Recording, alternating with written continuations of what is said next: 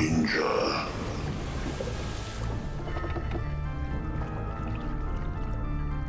Hello Pilgrims and welcome to episode 75 of the Innsmouth Book Club.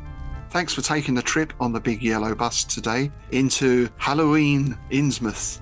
Yes, a very colourful and tricky time of year to visit. That's why we've brought you straight to the safety and sanctuary of Innsmouth Library, where we have a roaring fire going and a rather excellent Halloween book to talk about.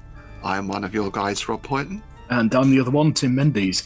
Yeah, Innsmouth, the streets of Innsmouth are not the sort of place you want to be lurking around on Halloween. The trick-or-treaters alone are terrifying. It's like you can never tell whether they're wearing a mask or not, and you don't want to insult someone, you know what I mean? Absolutely. And the trick invariably turns out to be a bit of a treat and vice versa anyway. It's a fine line between a trick and a treat here, isn't it? Oh, it really is, yeah. Well, I think a little squidling's idea of a treat is probably not the same as in other parts of the world, is it? No, definitely not. Yeah, and I think due to the time of year, we've got a very sort of apt book today, haven't we? It's one of my personal favourites, actually.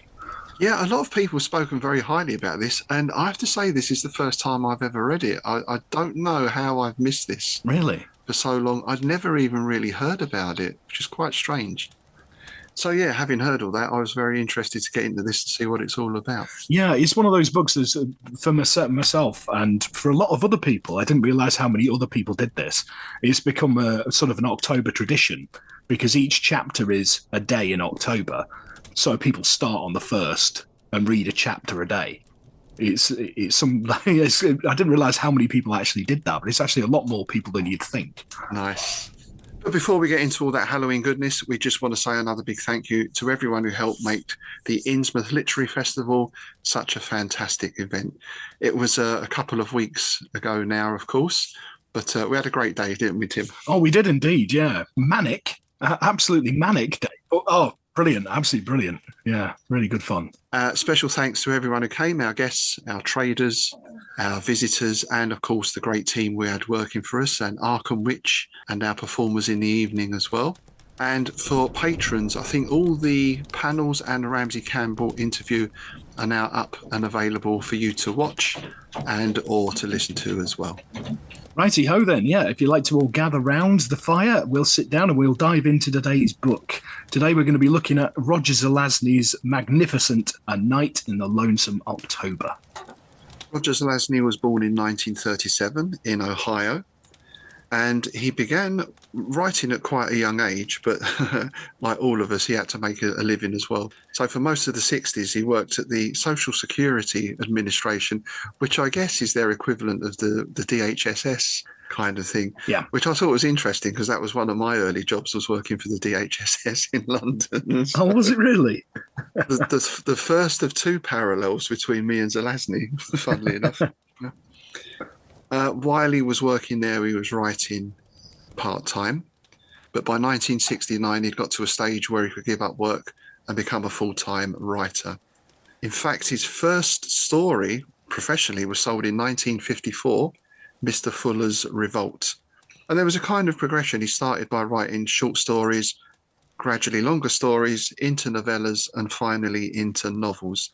Probably the most well-known of his novels is a series called The Chronicles of Amber, which is basically about sort of parallel worlds, how people travel between these parallel worlds and various things.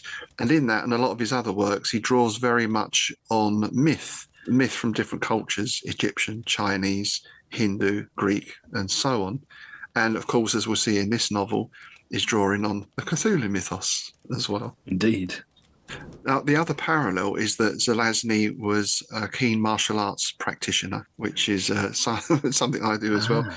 He studied judo, he was an Aikido instructor, and he also studied Tai Chi and Bagua. Tai Chi, everyone knows, it's very popular now, primarily as a health exercise. The original version, the old versions of Tai Chi, is still fairly rare. And Bagua is a similar art that's even rarer to find.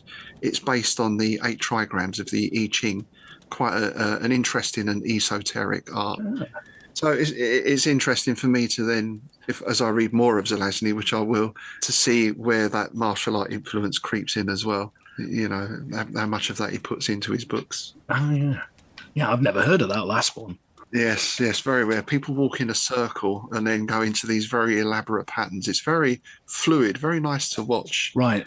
And it's one of those nice things, some of those Chinese arts. These movements look very fluid and dance-like. Undulating. Yes, undulating. But they're kind of designed to dislocate someone's shoulder and break their... Yeah, I'm always amazed with that with some of the martial arts. It looks so graceful and almost balletic.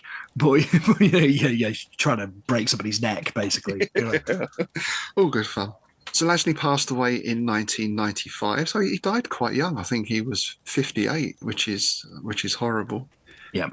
And he's been a major influence on, in particular, Neil Gaiman, who credits him as a major influence, and Andrzej Sapkowski, who wrote The Witcher, also credits Zelazny as well. Oh, absolutely. And you can definitely see it with Gaiman because, I mean, a lot of Gaiman's stuff is taking myths and legends and transposing them into sort of everyday settings and all that, you know, like American Gods and Good Omens and all that kind of stuff, right? But that's what Zelazny's always done.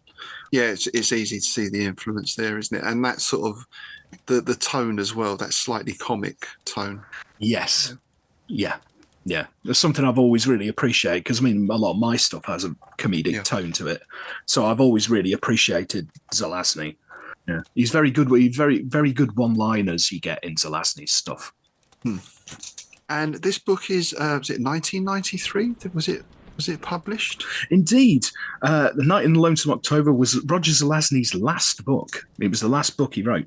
And one of his personal favourites. He was very proud of this one. And it was published in hardback in 1993 by William Morrow and Company, who are an American publisher founded in 1926 that's now an imprint of HarperCollins.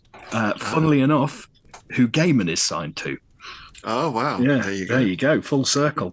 A paperback followed in 94, and despite its great reviews and the fact that it developed a really cult following really quickly, it was allowed to go out of print for quite a number of years until it was actually reader support got it reprinted. People asking for it to be reprinted got it reprinted.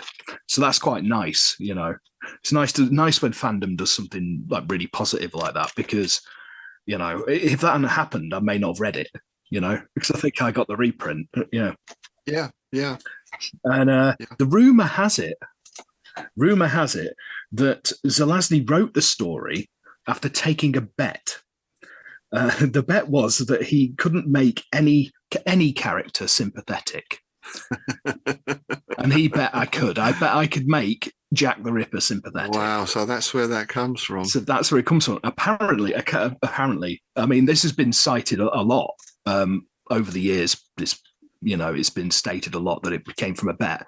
I can't find any concrete citation of this. I mean, because Zelazny did a lot of conventions and stuff. It was probably one of them things in the bar at sort of 2 a.m. after a couple of pints, you know. Exactly. Yeah. It could well have been, couldn't it? Yeah. But there you go. That's the story behind it. And it wasn't his first foray into the Cthulhuvian, because in 1985 he penned a novella called 24 Views of Mount Fuji by Hokusai. Apologies if I said that wrong. It's an almost cyberpunk tale that I'd be really sort of interested to read it again now because it deals with a lot of things like AI, and I think it'd be really kind of pertinent at the minute. Oh. You know, with all So that he was quite ahead of his time in that respect. Yeah. It's a really good tale. It's a bit mind bending in places, but because there's sort of like a time travel-y element to it, but really, really good, really clever. The story is one of those stories I read because it's can be easily found in Cthulhu 2000 anthology. All right. I must have read that then because I've definitely got that anthology. I shall have to dig that out again. Yeah, it's one of the ones that stuck with me. Yeah. And he actually won a Hugo Award for that one. So there you go. Yes, I mean, it's nice to see that he was celebrated in his lifetime as well. Yes. We get that with a lot of the earlier writers. They never really lived to see their success. But, you know, although he passed away quite young, at least he was respected in his lifetime. Yeah. So let's first look at the name of this book, A Night in the Lonesome October, which I thought was quite a strange title. But a little bit of research, I found out that it's taken from a poem. Oh, a poem by Poe, a Poe poem. you had to, didn't you? A poem. Well, Yeah. it just sort of came out like that. So, Yeah. And the title of the poem is To dash dash dash Ulalume, a ballad, and this was written in 1847. I'll just read the first stanza here because that has the relevant line in it. But we're going to reprint the full poem in the October Halloween edition of Innsmouth News, so you'll be able to see the full thing there. The skies, they were ashen and sober. The leaves, they were crisped and sere. The leaves, they were withering and sere. It was night in the lonesome October of my most immemorial year. It was hard by the dim lake of Aubert, in the misty mid-region of Weir. It was down by the dank tarn of Aubert, in the ghoul-haunted woodland of Weir. So yeah, a very nice Halloween-y type poem as well, I think.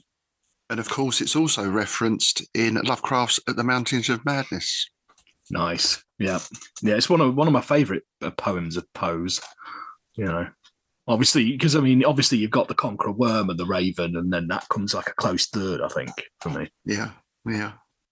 And another interesting thing with this book is it's illustrated as well. Indeed, yeah. I mean, it's illustrated by the great Gahan Wilson, he's probably best known for his work on National Lampoon, and he's illustrated like hundreds of books. And he was also part of the Sci-Fi and Fantasy magazine. He wrote articles and did the illustrations for that as well. Now, something that'll be of interest to our listeners and to you, Rob, is that he was the guy who designed the bust of H.P. Lovecraft that was given to winners of the World Fantasy Awards. Ah, right. You know, that famous bust. Right, yeah. That is him who designed that. Yeah. Yeah, from 1975 to 2015. Yeah, winners of the award got that lovely bust of Lovecraft, and he's the guy that designed it. Oh, wow. Is that the one that was then changed for something else? Yeah. After objections. Yeah, it's like a tree now, sort of like a tree in Penumbra, I think. Something like that, anyway. Yeah. Interestingly, he also made a video game, Gahan Wilson's The Ultimate Haunted House, for Mac and Windows in 1993. It's all done in his sort of cartoony style. Wow. And it's a point and click adventure. Yeah. Oh, that sounds really good. It's quite fun. It's got voice acting. You played yeah. it? Yeah. Oh, nice. Nice. Yeah, when I fired it up on emulation when I was doing this, so I was like supposed to be doing other things, and I ended up playing that for 2 hours. Excellent. And he does have quite a distinctive style, isn't it? You know who the artist is when you see these. Yeah. And they fit the tone of the book very well. Yeah, there's one that I absolutely love. It's when Nightwind has dropped quicklime in the river, and you've got a lovely illustration of this snake plummeting and the bird up above, like looking smug. It's great. It's a great picture. All right, now each chapter covers a different day. So we start with the 1st of October and go through to the end of the month and the climax of the piece. And we've already made mention of one of the main characters there, Jack, which is not specifically named as Jack the Ripper, but it becomes very obvious that must be who it is, especially when we see all the supporting cast as well. Yeah. So the first question for me is Jack the Ripper the only real-life serial killer who's become something of I hesitate to use the words hero, but has become a character in so much fiction? I don't know. Burke and Hare, I would say as well. There's been fictionalized versions of Burke and Hare. Funnily enough, 2 of the characters in this are based on Burke and Hare. Yes. Morris and McCabe. Yeah. And there was actually some books based on, I think there was 2. I only read the first one called An English Monster. It was a fictionalized version of the Ratcliffe Highway murders. All right. And the guy in that is basically been a fictionalized account, and he's sort of supernatural kind of thing. Yeah. But other than that, I mean, you don't see. I couldn't really think. I mean, you've got your Jasons and those sort of fictionalized serial killers. They tend to be almost supernatural, don't they? Some of them. Yeah. But I think with Jack the Ripper, I mean, as well as this, you've got Robert Bloch with your Star Trek episode. Yep. Yours truly, Jack the Ripper. And then just a whole range of stuff. There's so many of them. Movies. Babylon 5. I think there have been so many episodes. Kolchak had a Jack the Ripper in one. You know, it's quite strange that this horrific person could sort of morph into this, say, almost a superhero or super villain, perhaps would be a. Yeah, it's almost like a folk tale, isn't it? Now it's. I think it's because there's been so much time, and there's always been that. You know, he was never caught, right?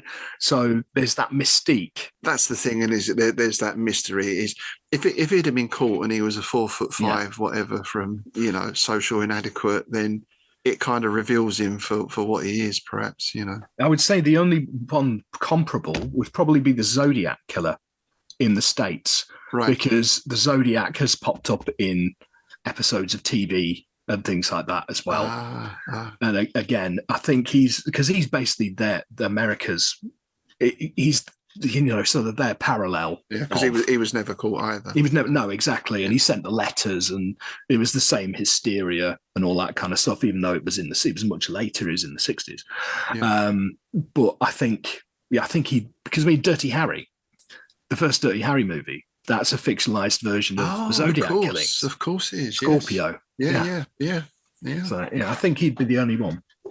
Yeah, so it's interesting to speculate on that, and I can't see. I think it's also a combination. Who said he wasn't caught, and a combination of that classic Victorian cobbled streets, fog, gas lamps, top hats, Sherlock Holmes kind of stuff, which is something that Zelazny taps into here, right? Oh, absolutely.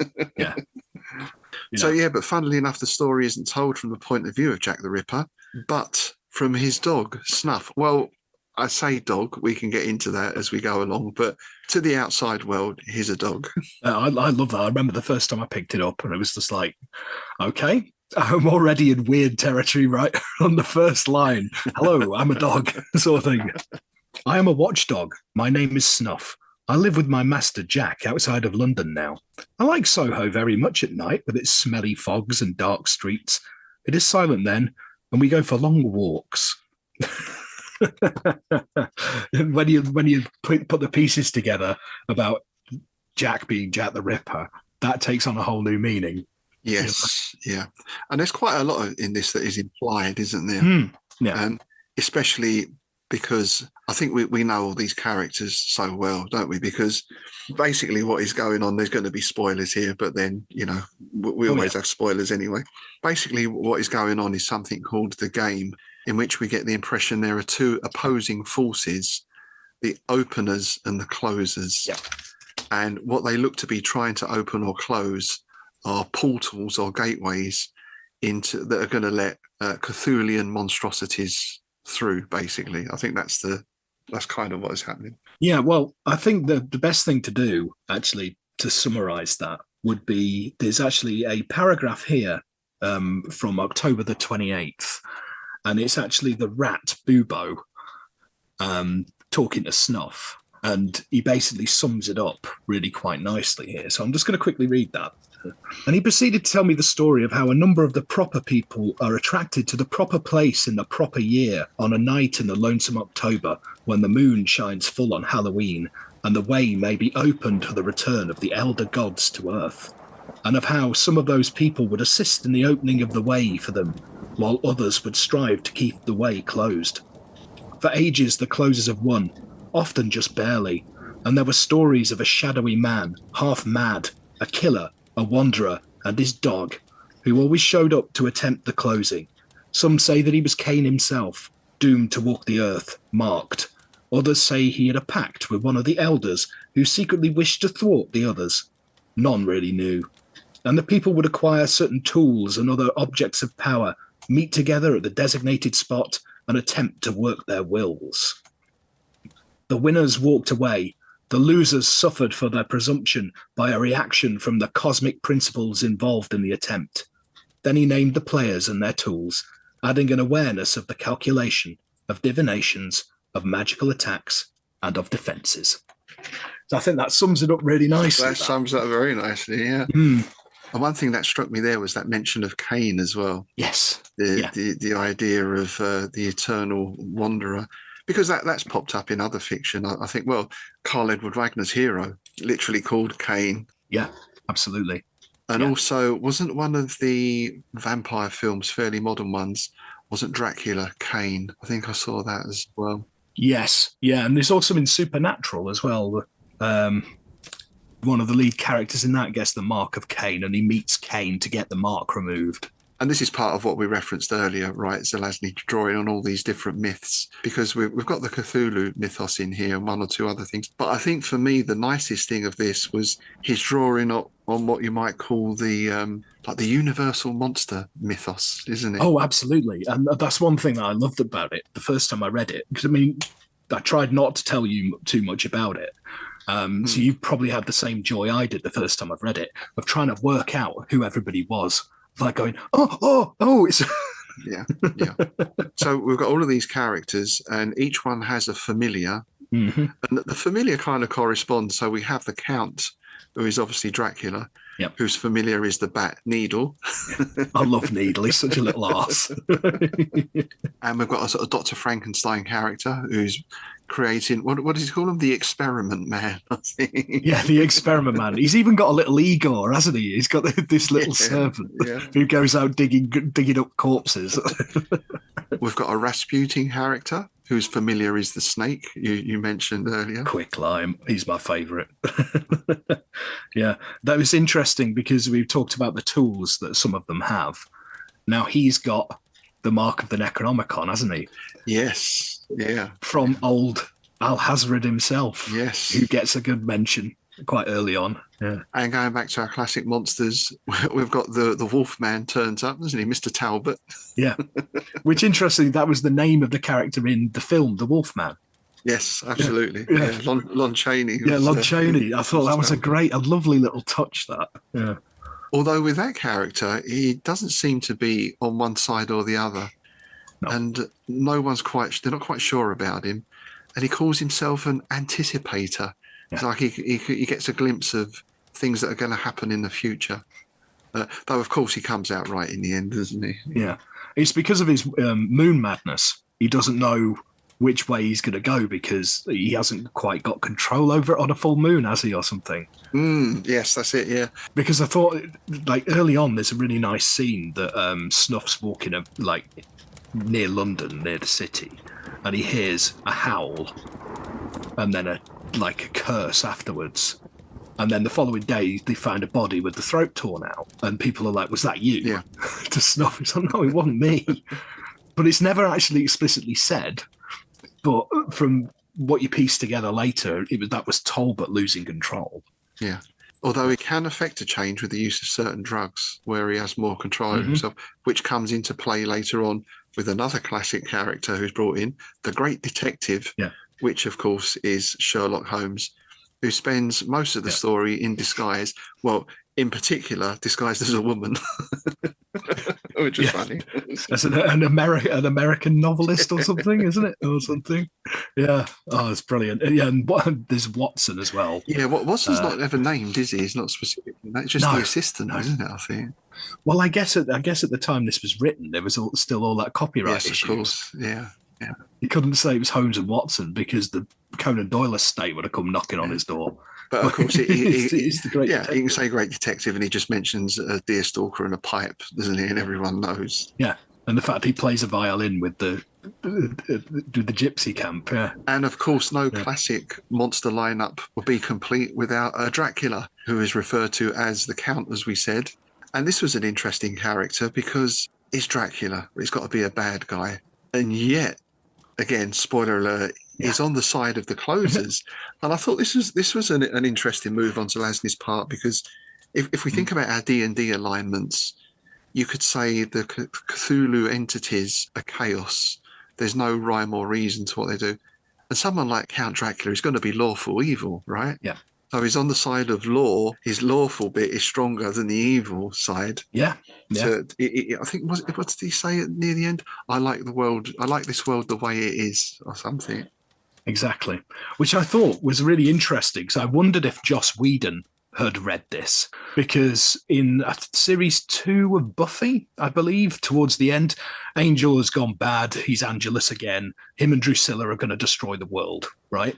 But Spike, the other vampire, turns on them because, and again, he says the same thing. He says, "I like the world how it is. It's full of, it's full of bars and people that I can eat, and you know." Well, yeah. I mean, it'd be like us going around exterminating all our food sources, wouldn't it? You're going to burn down all the trees and kill all the animals and smash up the restaurants, and we're just going to go mad, sort of thing, you know. Oh yeah, yeah. You can see his point of view from that perspective, even though we are the prey. Yeah. Then we've got a couple of characters who are, I guess they're sort of generic. Yeah. In a sense, we've got a witch called Jill, just known as Jill, and her familiar, the cat, Grey Malkin, is the other main sort of character. I guess there's a lot of interaction between her and Snuff. Yeah. I love Grey Malkin, another great character. Very well observed as a cat. You know, she's very cat-like, which I think is good, because I think that's something he's done really well here. He hasn't anthropomorphized them too much. They still behave like they're supposed to behave, even though they can talk, you know, to each other and to their owners between the hour of midnight and 1 a.m. Yes, that was a nice touch. Yeah, and you do wonder, are these? I think there's little hints of this. It's never really fully revealed, as it, you know, as is right. Is he actually a dog that something has happened to, or is he something that has taken the form of a dog? I always go back to Tolkien for this, with the idea of Shelob. Oh yeah, and it's one of my irritants about certain films, or even, you know, other depictions. Shelob is depicted as a giant spider. She wasn't a giant spider. She was a thing that took spider form. You know, there's kind of a difference. Yeah. So is this the same? Are these familiars drawn from wherever they're drawn from and put into a particular form? That's interesting. Yeah. Because I think there's two types, isn't there? There's like Snuff, who's obviously been around for centuries kind of thing. But then you've got like Grey Malkin mentioned that she was just a rescue cat almost that was taken in by the witch, and there was also the squirrel Cheetah, yes, who was the familiar of the druid, who was just like a generic Welsh druid guy, wasn't he? Sort of drunk Welsh bloke, basically. He was. That was basically his character. Apologies to our Welsh listeners. Oh, no, that wasn't. No, but he wasn't. He was just a drunk Welsh chap. The same way he was. The same way that with his wicker baskets. Yeah. It was the same way Rastov was a drunk Eastern European chap. His neck in the vodka. The time. But yeah, because Cheetah was just a normal squirrel, but Owen nails his shadow to a wall. Oh, that's right. Takes his shadow, and that way then he can glide, and basically he's got these sort of supernatural abilities. Which brought to mind, like, I think it's Peter Pan, isn't it? The whole the shadows stealing thing and all that. Yeah. So that's something else that's drawn upon there, perhaps. Yeah. Well, perhaps the familiars are this mixture of things then, because your stereotypical witch is familiar, or we can think of like Brown Jenkin, can't we? That type of thing. Yeah. Is normally a supernatural creature, right? They have some sort of ability. I guess most of them they're sort of the devil, aren't they? Typically, that was the way they were portrayed, like an imp almost, or something like that. So perhaps we've got this mix of some sort of being that's put in that form, and then an actual squirrel that's taken and is transformed in some way. Yeah. And I think that's one of the things that made this book so interesting and fun was this sort of mix-up. Is playing fast and loose with all the different canons. And in that sense, to some extent, this mixture reminded me of as a kid watching those Abbott and Costello films, you know, or Dracula versus the Wolfman and all those great things. Oh, yeah.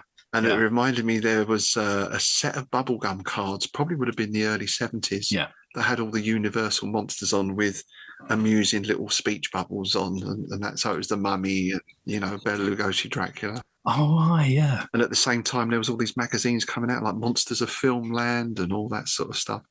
So this was a really brought back that childhood thing as well. Of if Dracula has a fight with the mummy, who wins? Yeah.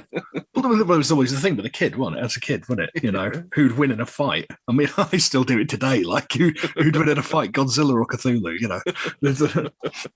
Well, I think a good indication of this is the dedication at the beginning of the book, because that spells it out quite nicely, doesn't it?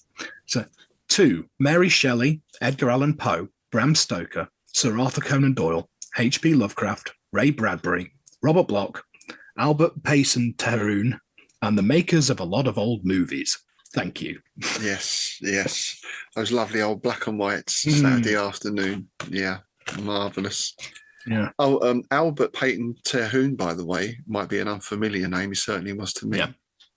He was a writer who wrote dog stories. So basically, it was that. I think the hero might have been a collie dog or something. So that's funny. Story told from the dog's point of view. Yeah, so you can see how that fits in. Yeah. I think there's we mentioned Owen briefly there, and Chester, and then there was just one more character in their familiars, which to start with, you just think he's a bit of a foil, don't you, Mr. Vicar Roberts?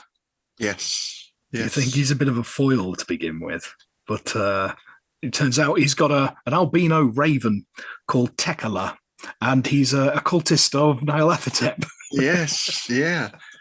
So this was the surprise character in a sense, because he starts off as almost like the vampire hunter, isn't he? Yeah, with his crossbow and all that. Yeah. He's the one who thinks, well, something's wrong in town. There's people being drained of blood and people being murdered. And he's going around the place with his stake and a crossbow, firing at anything that moves pretty much. Yeah. Particularly bats. Yeah, it's funny. A needle appears at Jack's house, flapping at the window. Let me in. There's a nutcase out here with a crossbow. we get the thunk of the bolts into the eaves and that sort of thing. Oh, that's funny. Yeah. But yeah, as you say, this is then turned round and we find out he's actually a naughty vicar. And he's going to sacrifice his 13-year-old, was it his niece?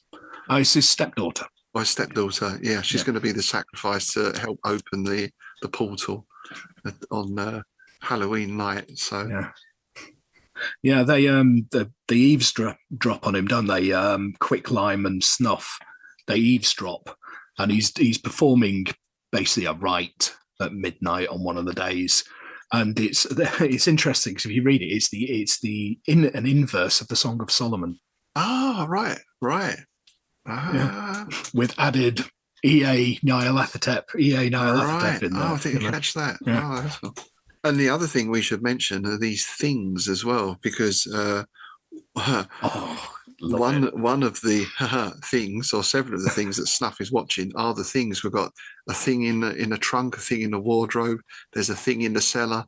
There's a thing in the mirror. The Slitherers. Yeah. And there's some nice scenes where is it the one in the wardrobe who's trying to persuade him? Oh, let me out. No, it's the one in the circle. Yeah. There's one who attempts to seduce him by appearing as a... Oh, no, that's the one in the circle. It's the one in the chest that's trying... No, let me out. I'll be good. Yeah. The one in the circle takes the form of a female dog. Different one every day, isn't it? It's like, how about a Pekingese? It's so funny.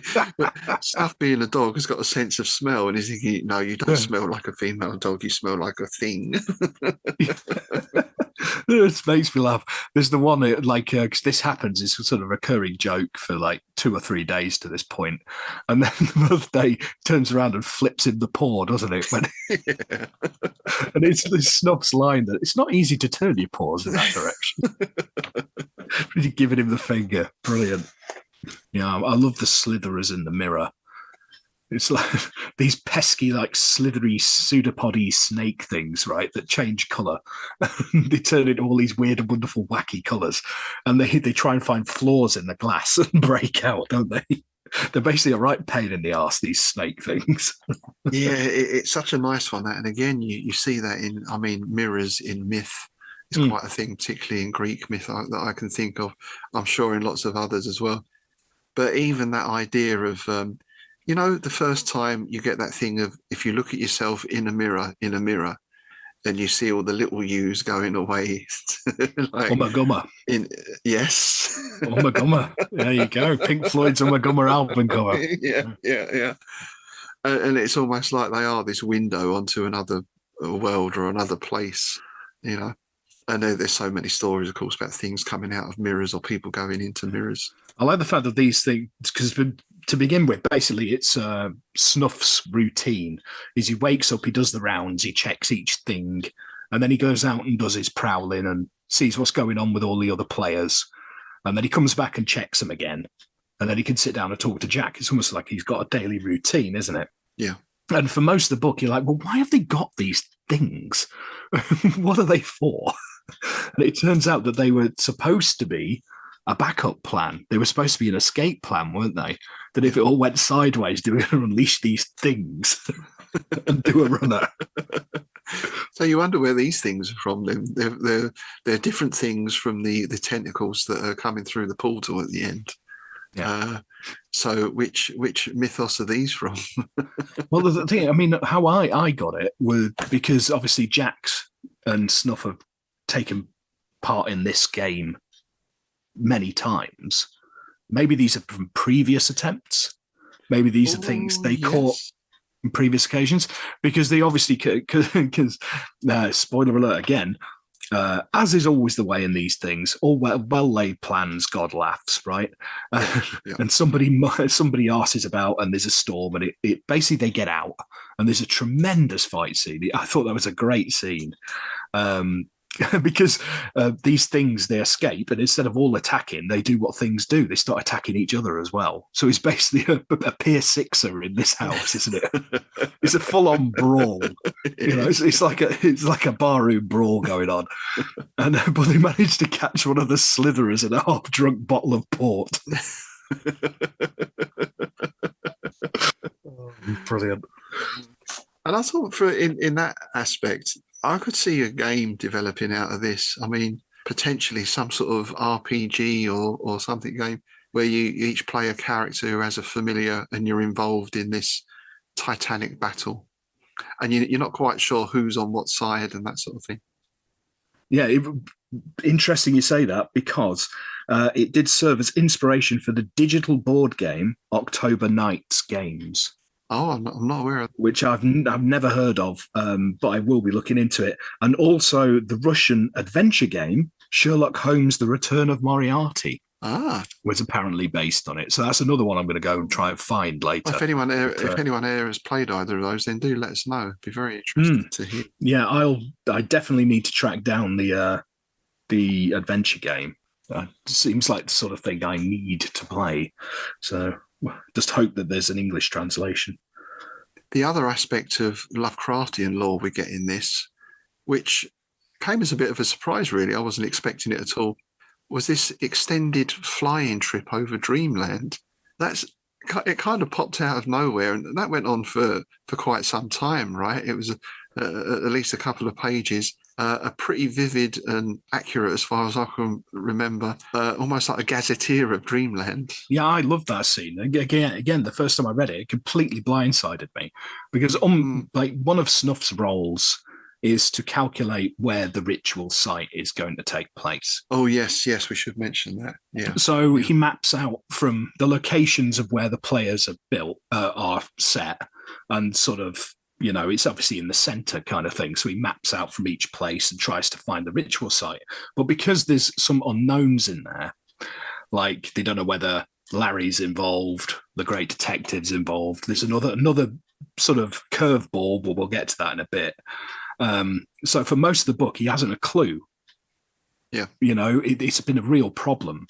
And they actually mentioned it's only ever happened once before when nobody found it and they all just got drunk instead. But and it turns out that unbeknownst to him, this island, Dog Island, that he's been using as a lookout is the place. But it's the place, yeah. But earlier in the book, him and Greymalk are sort of up there just chatting, and Greymalk goes into this big rant about the great old ones being a bunch of arseholes, basically. And it's great. It's just like, oh yeah, bunch of dickheads kind of thing. And then there's a stone there, and it starts to glow with all the glyphs Yeah. and lightning bolts and all this, and they get sucked into the dreamlands. But, which I thought was great. Obviously, she's a cat. What are you going to do? She knows the way around, Yeah. right? She know, and they visit Ulthar, and doesn't the cat they talk to, they refer to her as daughter or granddaughter or something like that. Yeah. So you get the implication that all cats have this connection, Indeed. perhaps anyway. Yeah. I mean, that's a very Lovecraftian thing. It's interesting that the hero of this is a dog and the friend is a cat. And some people say dogs are the heroes in the whole Lovecraft mythos, right? Because of Wilbur Whateley and various other things. Yeah, Lovecraft was the cat lover, and he wasn't keen on dogs at all. Yeah, and this ruler, this this old wise old cat, he knows what's going on, right? And it turns out he actually gives Snuff some really good advice, but he does it cryptically because he's a cat. Yes. He does it in Latin, and Snuff takes it as he's taking the piss out of him. Well, yeah, because the advice is carpe baculum. Yes, indeed. Right? That's it. Yep.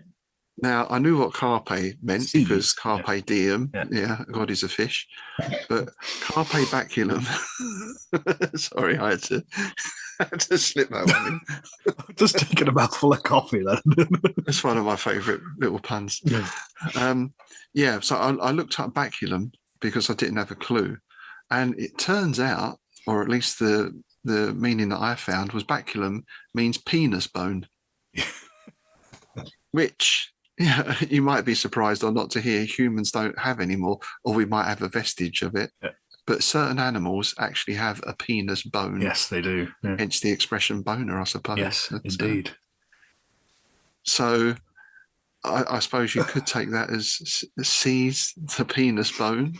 I suppose the dog thing would be you grab the bone. Well, yeah, right? well, so that's what he took it out. That's like basically go and get a bone, but what it means is grab the wand. Grab the wand, yeah. Because there's the wand of opening and the wand of closing, right? As we find out. And they get switched around. Bloody Bubo. This is Bubo the rat. Yeah. Which, of course, is a reference to Bubo's, the plague thing, right? Yes. The big growths that came with the plague with Bubo's. Yeah. And everyone thought that the plague was spread by rats. Yep. Which I don't think I said was necessarily the case now. Was it the fleas? It was fleas. Or something else. Yeah. Yeah. Which is interesting because now is probably the time to mention it. Is because all the way through it, Bubo is apparently the familiar of the good doctor, Igor, and the experiment man. Yeah. It turns out it's a load of old bollocks. Basically, Bubo's a liar. He's not involved at all. He's just a local rat who overheard some people and some creatures talking all these cryptic things and thought, that sounds like fun. I'm going to get involved. So he made up all this cobblers about being a familiar.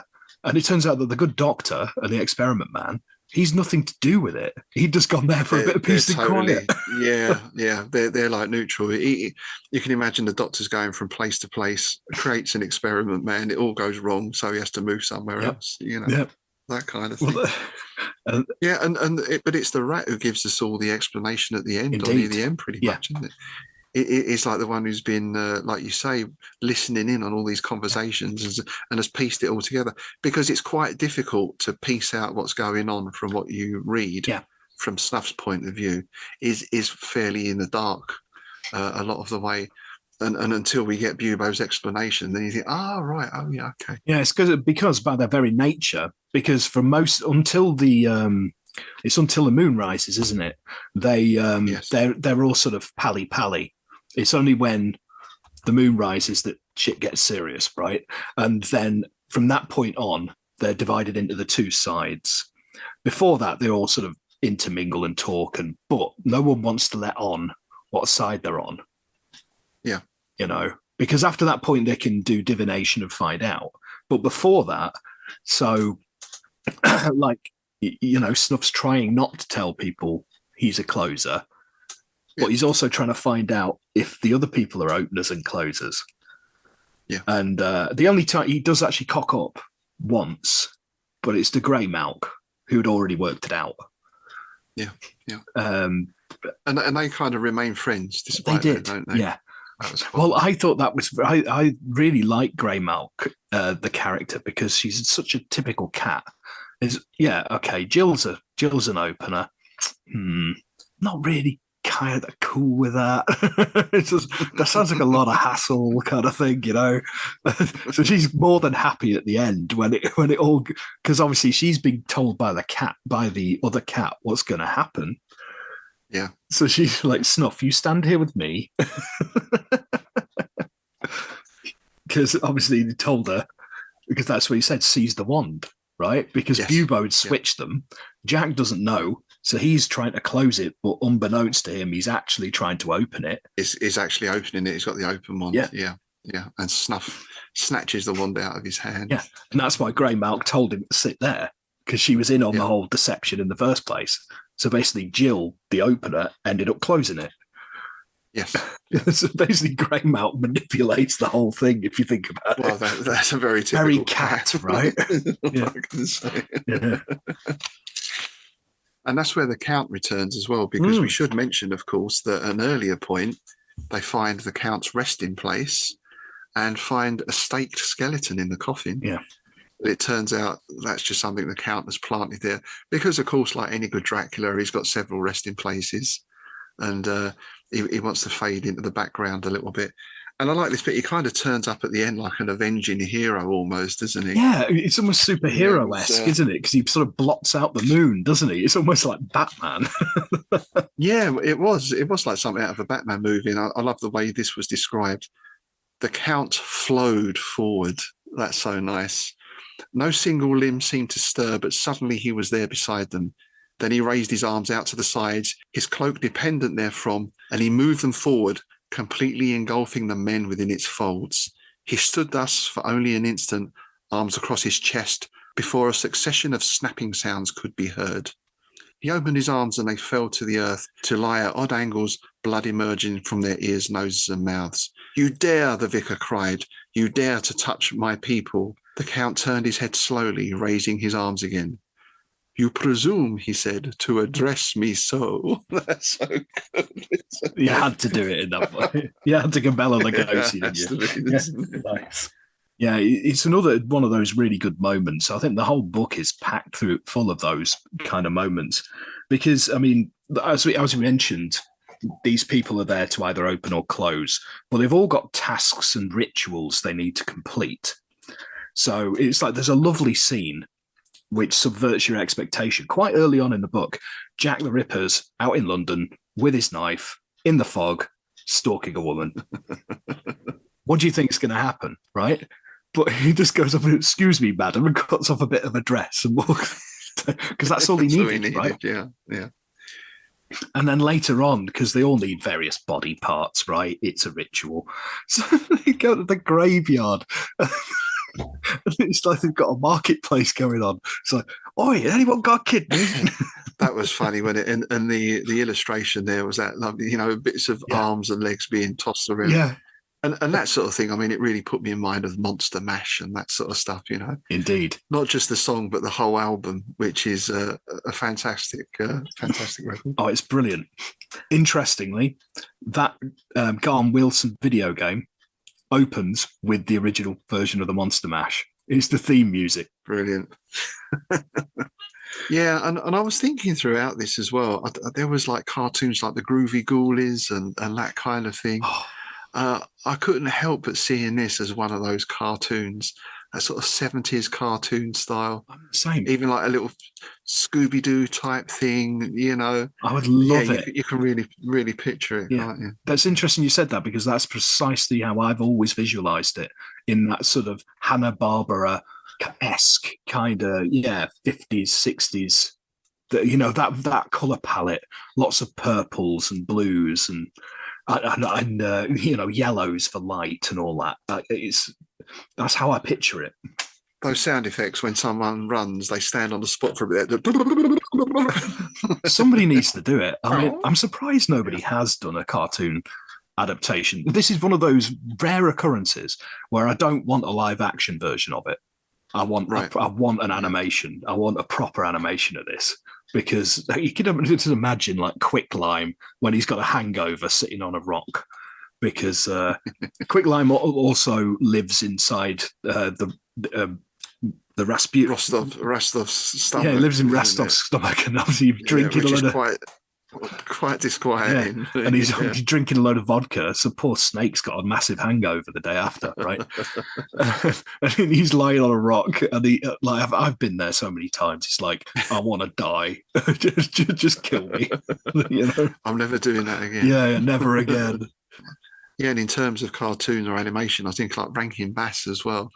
So they did The Hobbit. I think, did they do a Lord of the Rings as well? Or someone did a very early Lord of the Rings, which is very strange. Yes. I think the Hobbit, Rankin Bass Hobbit, is fairly close to the book, but there's a quite bonkers Lord of the Rings out there as well. Right. Again, perhaps someone can write in and let us know. Yeah, or even like a Bakshi-esque version of this would work. Yeah. Oh, the other thing I was thinking was like a sort of stop motion. Oh yeah, Harryhausen. Well, I was thinking there was a stop motion of part of Gormenghast. Yes. I'll see if I can find the link to it. It was Swelter fighting Flay. So it was the butler with the creaky knees fighting the huge chef with the machete in the Hall of the Spiders. Oh, nice. And it's such a great scene in the book, and the stop motion was really excellent. I'll see if I can link out to that. That would really work for this story as well, I think. There's a really disturbing Japanese stop motion of the Dunwich horror. That's really weird. It's really strange, but wonderful. So, yeah. There is a version with the English subtitles on YouTube. So again, I'll try and find out the link. Yeah, if we can put a link up to that. And I think there is something in that makes it weirder, that the stop motion process itself, because it's like the uncanny valley effect again, isn't it? You know? Indeed. Yeah. Now, speaking of films, if this were going to be live action, I could think of one actor who could play not all the parts, but certainly a lot of them. Christopher Lee. Oh, absolutely. Yeah. Christopher Lee, in his career, played Rasputin, Dracula, Frankenstein monster, Sherlock Holmes, and the Wicker Man. Indeed. Oh, that's interesting. Which covers quite a lot of the characters there. I couldn't really see him in it like as Jill, though. I don't think he'd be able to pull that off. You'd probably have to get like Caroline Munro or somebody in for that. Ingrid Pitt. There you go. Oh, Ingrid Pitt. Yeah, it's got to be. Perhaps we can have Michael Ripper as Jack, because that kind of fits, doesn't it? Yeah. No, like the other character, Vicar Roberts, because he's a sort of big, boorish, and he's the main sort of antagonist, right? Yeah. But obviously, like we said, he starts off and he's just like this witch hunter character. But all through the early stage of the game, nobody wants to show their hand, but they're all doing slightly underhand things to sort of throw each other off. But what Roberts does is there's a constable just constabling around, and basically he waylays this chap and slits his throat, but leaves the body near Jack's house to try and throw suspicion, which leads to some of the most hilarious moments, because Snuff and Greymouth find the body and they're like trying to get rid of it. So Snuff's dragging this corpse day by day, trying to drag it to the river. And then he gets there and he's just like, oh no, that's it, I'm knackered. And that's when Larry reveals his true self as a werewolf, isn't it? Yeah, this huge wolf turns up that, of course, is Talbot. Yeah. And I like the way in that poor old Snuff has been dragging it, like you say, for 3 days. He's been out. Yeah, 3 days. And Talbot just like picks him up, picks him up and drops him in the river. So where the hell have you been the last 3 days?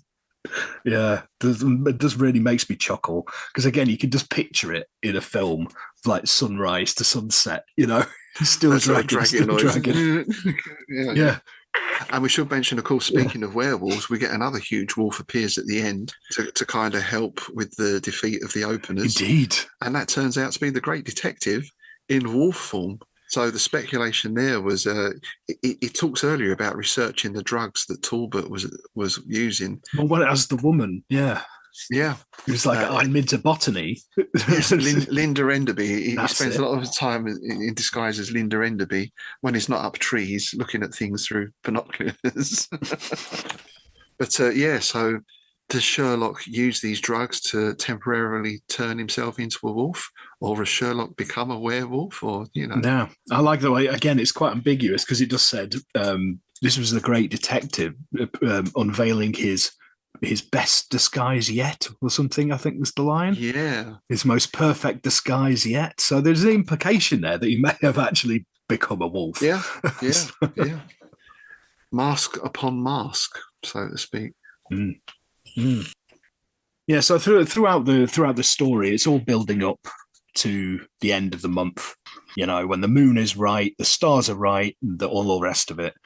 And so, as you'd imagine, the last chapter is pretty apocalyptic, right?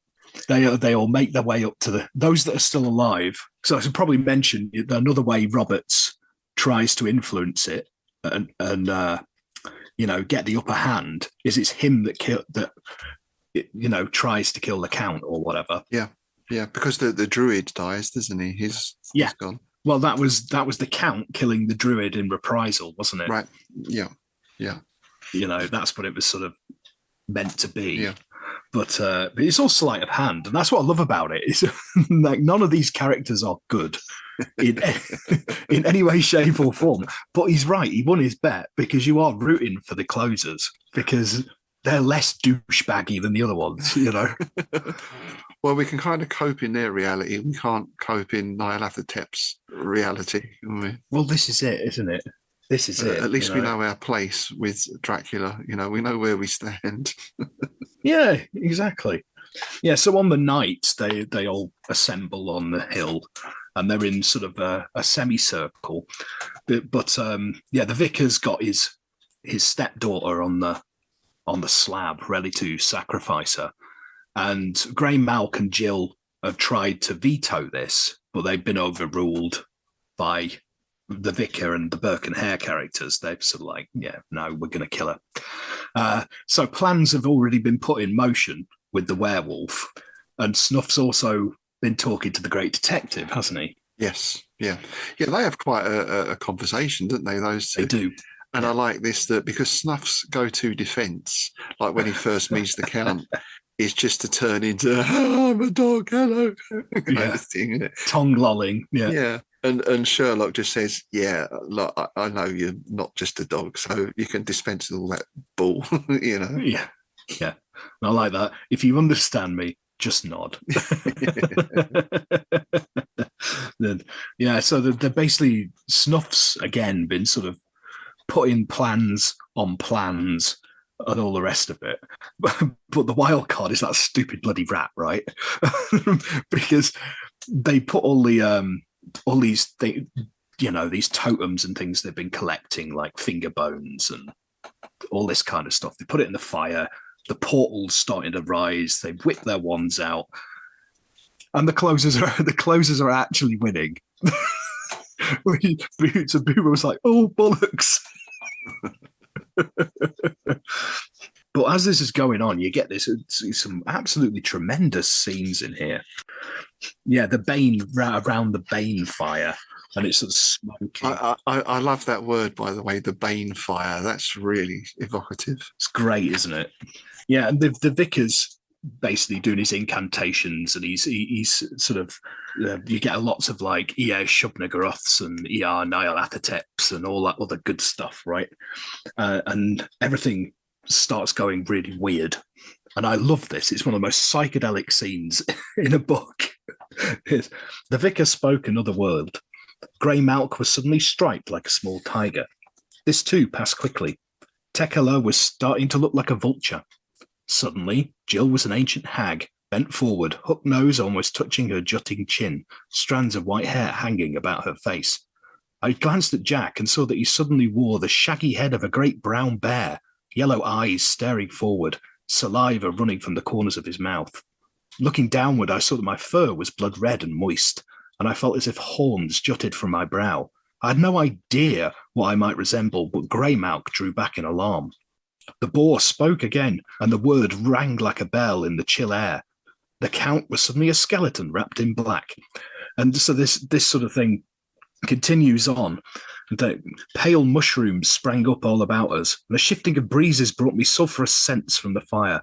A green liquid flowed outward from that blaze, spreading in bubbling streams.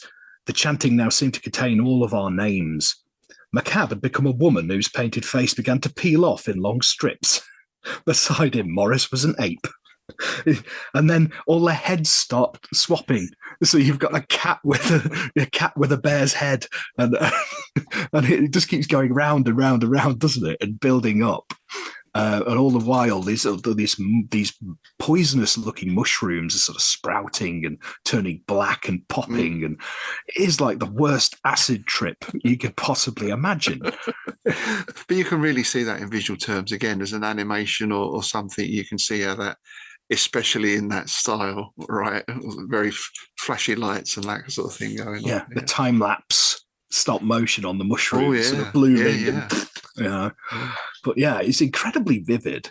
Something I like about this is all the way through it, even though it's quite humorous, there is a real brooding atmosphere to it. Like I say, I picture the sky in like brooding purples and blues, and almost like a bruised sky kind of thing. It's very evocative.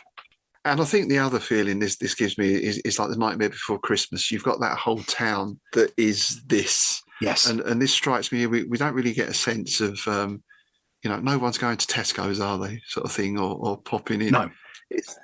It could almost be any place, any time. There's nothing, I can't think that there's not a mention of cars or telephones particularly.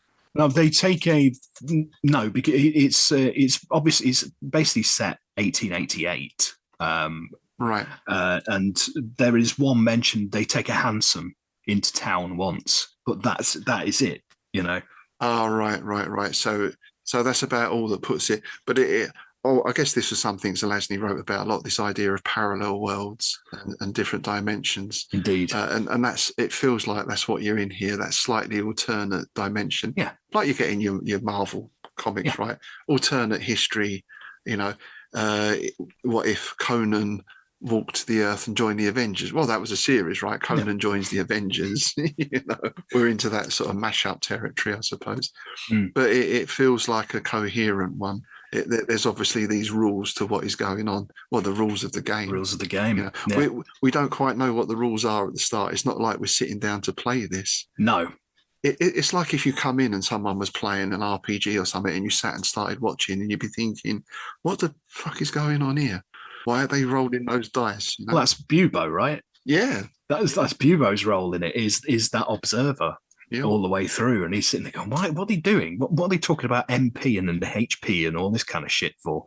And well, again, get your IBC bingo card ready, chaps.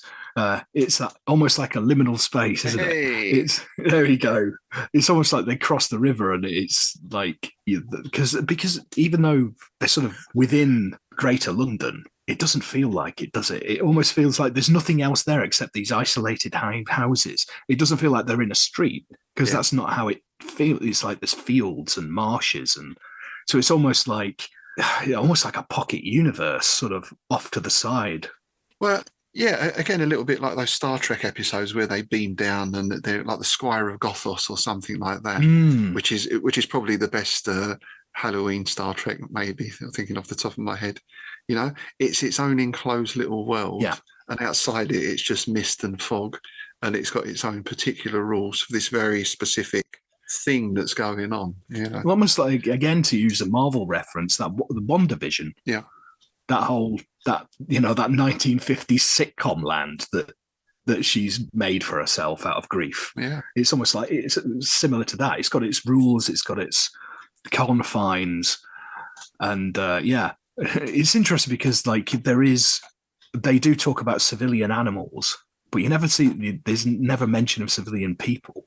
No, you don't get that. And you think with all this stuff going on, well, we have that idea of bodies are being found drained of blood and that sort of thing, aren't we? But they're in the cities. They're when they go out on sorties to get bits and pieces for their rituals.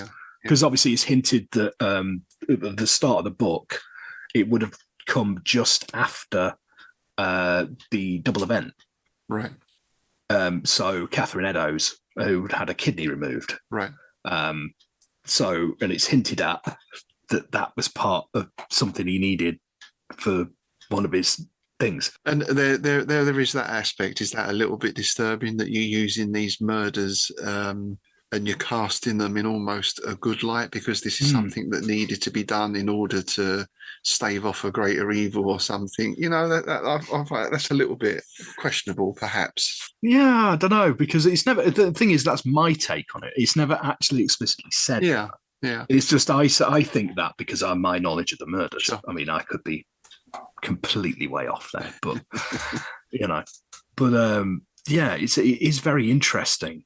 And I mean, that's something that happens quite a bit with Jack the Ripper, because there's been a lot of literature over the years where he's had to do it to stop something else. Oh, right. Yeah. Which it isn't. You do bring up an interesting point there, because I mean, you wouldn't really do that with the Yorkshire Ripper, would you? Well, that's what I was thinking. If you bring that forward to our times, or Beverly Allitt, or whoever, Yeah. Is it a case that time sort of lessens that sort of impact? Yeah. We're able to look back. I think it's because it was so different. The Victorian era is so different to now. Whereas like the 70s, when Sutcliffe was doing his series of crimes, it wasn't that different. I mean, we didn't have mobile phones and internet, but there was cars, there was Well, it's living memory, living right? memory, and potentially we know people who are affected by it, or if you lived in that area and so on. And well, my dad was interviewed by the police because he was a lorry driver at the time. Oh, really? And they were stopping and interviewing all lorry drivers around the Manchester area after the Jordan murder. Oh, yeah. I didn't know. So he got interviewed. So did all the people that his work did. Yeah. Police were always coming around the depot and where were you on the night of the blah blah kind of thing. There was a documentary on that recently, or like a docudrama, and the mistakes that were made on that case were absolutely appalling. Oh yeah, yeah. And there was even that impression of was it a single woman out on her own after 9 o'clock at night? Were you almost asking for it, love? There was a lot of that, especially to begin with. The first couple. Again, given that's within our lifetime, it's absolutely horrendous. Oh yeah, It's appalling. definitely. So yes, but going back to that idea of being in this enclosed little world that has its own rules, we were speaking to Ivan and Laura of Key of Dreams last week, who are running these immersive Lovecraftian experiences, and we mentioned we were covering this book, and they both enthused about it, and I can see why now, and I can see how that fits into exactly what they're doing with their weekends and their events. Yeah, it's interesting because they're like me. They like to do that October tradition, but they got I think it was their kid. They were getting to read it. Yes, did it like last year. Really enjoyed it. Really enjoyed doing it. That's brilliant. I thought that was good parenting, eh? Absolutely. Yeah, it's one of them books that I wish had been written when I was a kid, because it's a really good entry into weird fiction, isn't it? Because it is pretty damn weird in places, Yeah, well, maybe that's why I never really read it, because 93 I would have been 30, so by that time I'd encountered, you go through your Draculas and all that sort of stuff, and then teenage years you're into Lovecraft and all that sort of thing. So I don't remember this coming out or anything about it, but that's sort of pre-internet days. Yeah. So maybe that's why it sort of slipped past me. But yeah, it was great to read. And I thought, for me, it was that mixture of the universal monsters and the mythos in a way that kind of makes sense. Because, let's be really honest, they don't mix. No. Right? Lovecraft's view of the world and Dracula are totally incompatible. Yet he makes it work in this. It is a real achievement.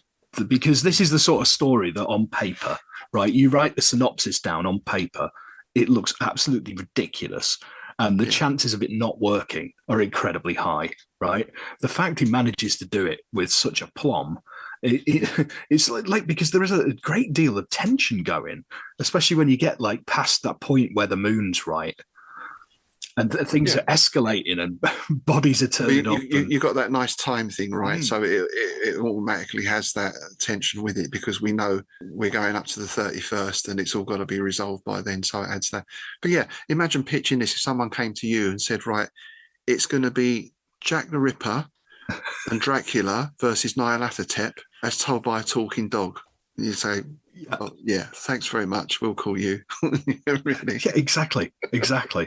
Yeah, it just proves that the right author can do anything. Like, I don't think anybody else other than Zelazny could have done this because he's got that sort of lightness of touch with the dialogue and the quips because it is hilarious in places.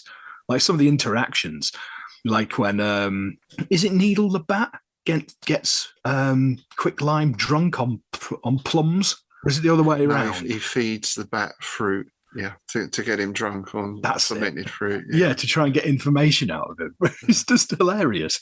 And and like I mentioned earlier, the bit where Nightwind gets pissed off with the snake and picks him up and drops him in the river.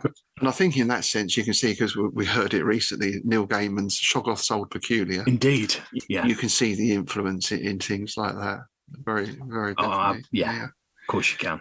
So yes, an excellent read, one that's passed me by for all these years, but I'm glad I found it now. And at this time of year as well, excellent Halloween book. Yeah, it's like I mentioned it to you last year, Bob, because of the schedule, we couldn't fit it in. So I was like, next year we're doing it. Because I read it every October anyway, so it makes perfect sense. So there we go, an excellent Halloween book.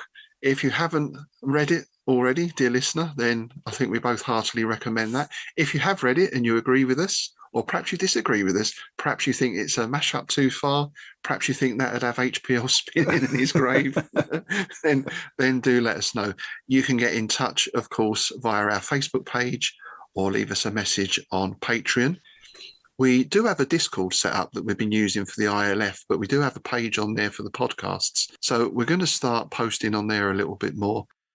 Basically, what would be nice if we can get all our interactions with our listeners in just one or two places, because one thing we struggle with is having messages across YouTube, Messenger, WhatsApp, email, etc.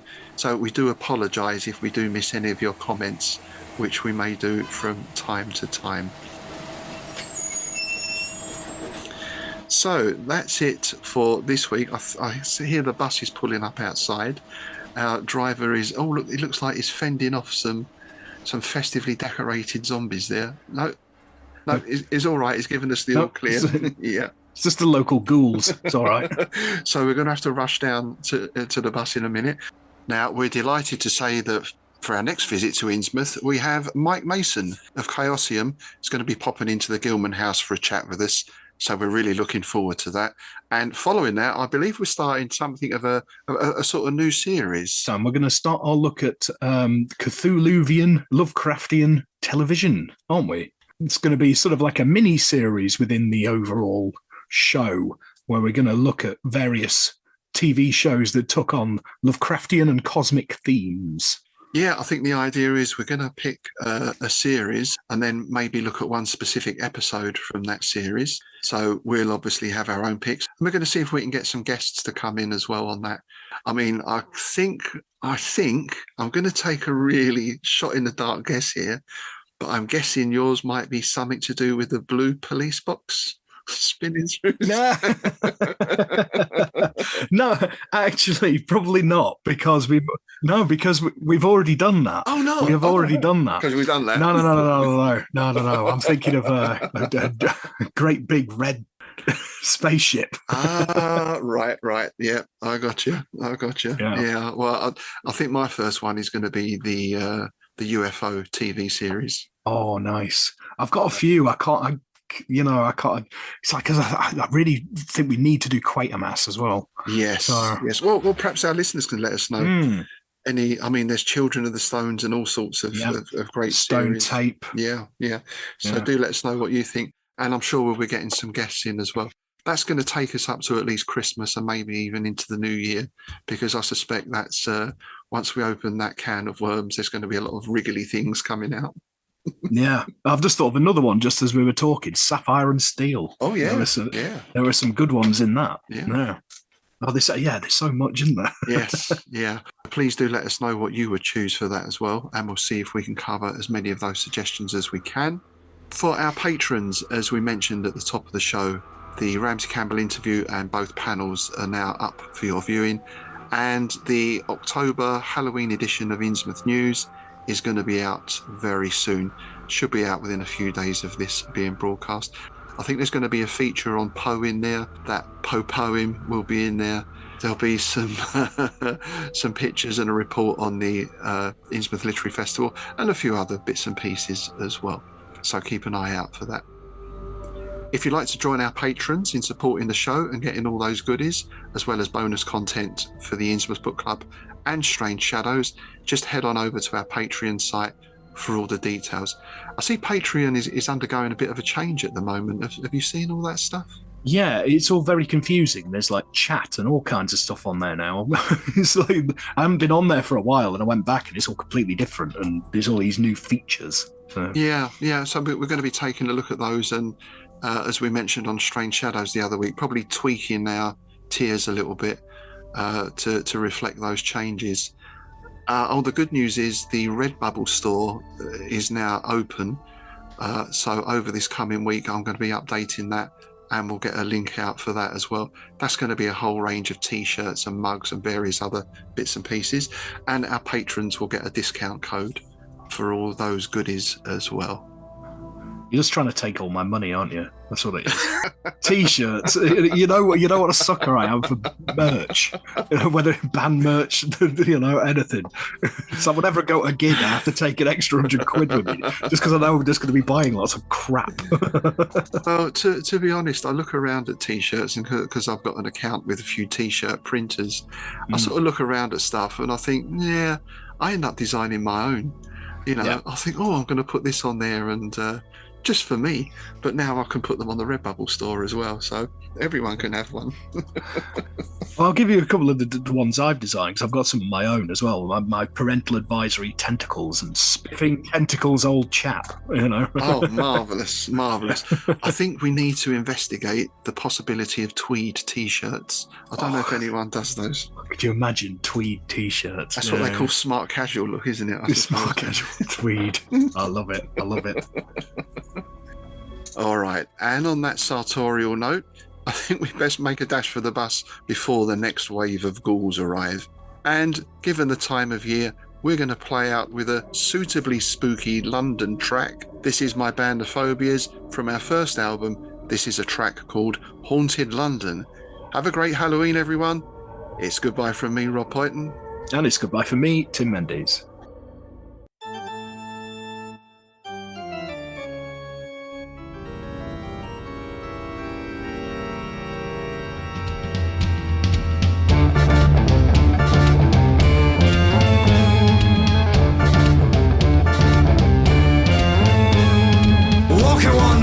London fog,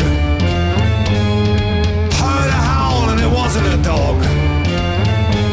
Saw a tall dark figure in a hat and cape, sharpening knives down in old gates. Old Jeff was out playing hide and seek, cabbaging swings at Wapping Creek. Spring Hill Jacks bouncing up and down, mind a gap on the underground.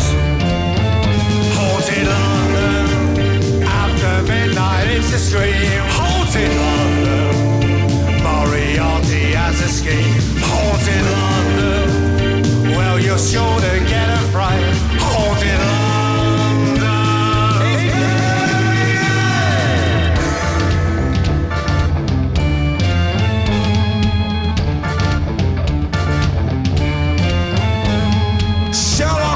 Keeps us safe from harm.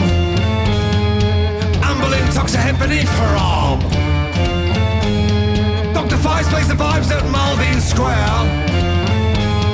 At the British Museum the mummy walks there. Need a trim, sweetie tots, you chap. Don't bite pies and watch out for the trap. Highgate Big tracks cruising for a bride. When the fog rolls in, best stay inside.